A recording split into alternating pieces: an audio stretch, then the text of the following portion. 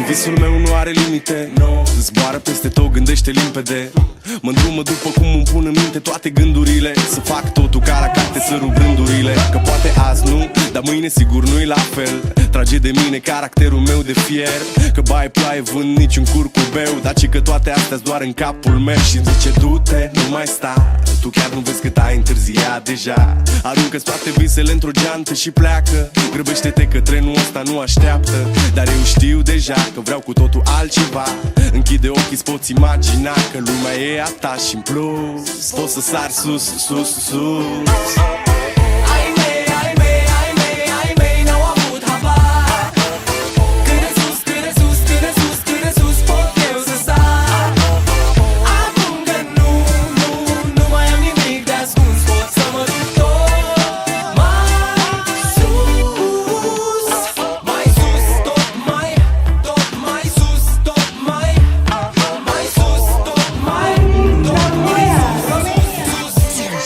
Poate-ți dau totul peste cap, că poate fac doar lucruri care-mi plac.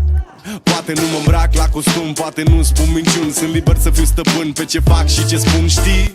Nimic nu mai e la fel. Copilăria s-a maturizat sever.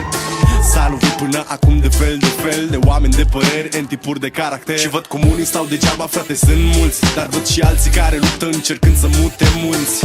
Oameni care au ceva de spus, oameni care vor să ajungă tot mai sus. Ai mei, ai mei, ai mei.